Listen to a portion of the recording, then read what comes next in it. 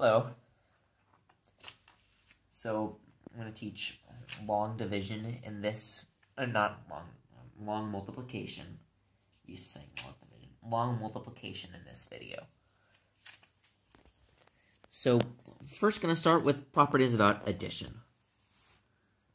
There we have the associative property of addition, the commutative property of addition, the identity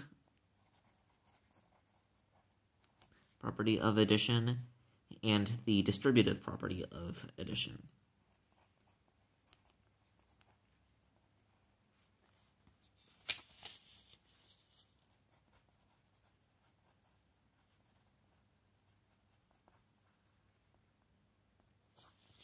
So, the associative property is,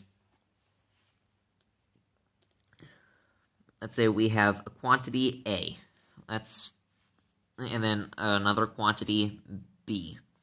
A plus B equals B plus A. So, in practice, let's say A is 10 and B is 15. So we have 10 plus 15 equals 25.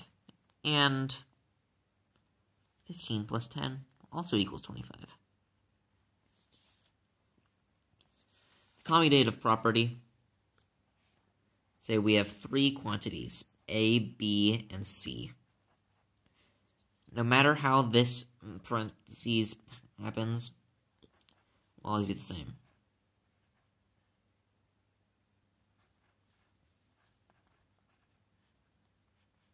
Whoopsies.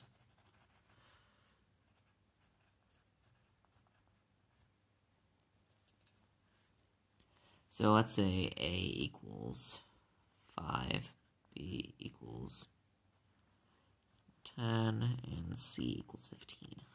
So we have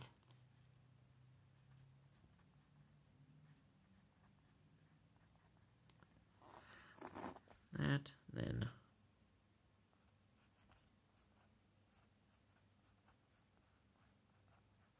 5 plus 10 plus 15 equals 30, and then 5 plus 10 plus 15 also equals 30.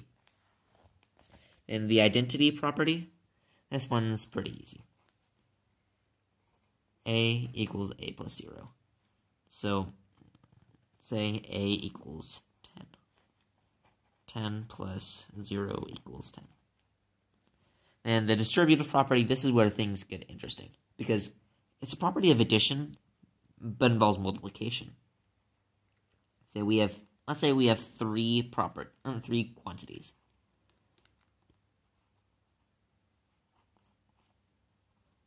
We want to multiply A by the sum of B and C, and claim that that is equal to A times B plus A times C. See that in practice? Let's say A equals 5, B equals 10, C equals 15. 5 times 10 plus 15, that would be 125. And then 5 times 10 plus 5 times 15, that would be 50 plus 75, and that is also 125. Okay. So, see the distributive property of addition. Say we have two numbers, 376 and 112.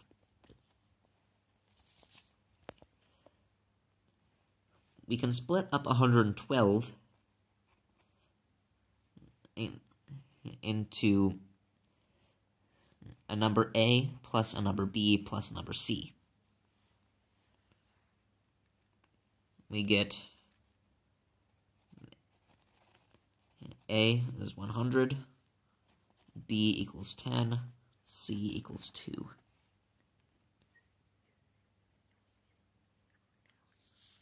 Okay, because 1 is the hundredths place, 10 the tens place, 1 in the tens place, and 2 in the ones place. And if you want to do 376 times 112, it's the distributive property. The distributive property actually works no matter how many of these there are. So let's say, so even if it's like A times B plus C plus D, that will still be A times B plus A times C plus A times D. Okay, so that can be split into 376.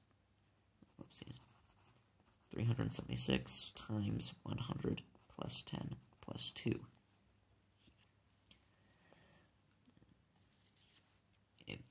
That would be 37600 plus 3760 plus 752. Okay, then we can just use addition here.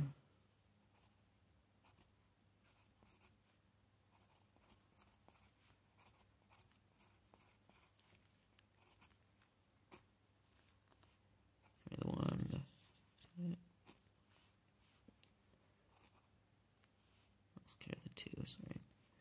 And carry the 1 and get 4. Okay, so that is our answer. Now let's see this in another. So let's, and now we multiply it like this. Here, do 2 times this number. So we get 2 times, and then once again we can split up 376 into 300 plus 70 plus 6. So we get 2 times that equals 600 plus 140 plus 12. So now that we have that, we can multiply 2 by 6. We get 12, carry the 1. 2 times 7, we get 100. And 2 times 70, we get 140, but this is the tens place, and so we're going to call this 5 now, because we carry the 1, and this is representing a 10. And 5, and then this is representing 100, then 2 times 3, then it's 600, add another 100, you get 700, so you get 752. And then here, because we're multiplying by 10, 6 times 10 is going to be 60, not 6. And so we're going to put a 0 here to represent the 60. Then you do essentially the same process here. This is a 1, so that makes things really easy. You can just do 60, 700, and 3,000. And then now we're adding 2 zeros because this is 100, and then same thing with 1. So now it's time to add all of these together.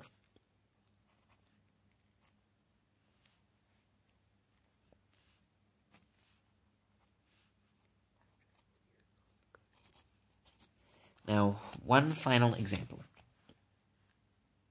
Let's do 464 times 222.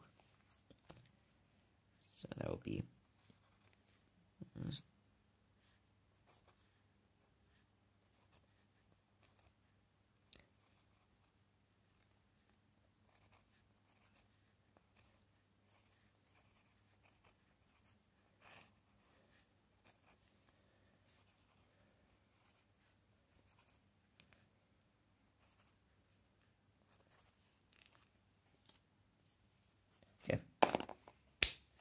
that is how we do long multiplication.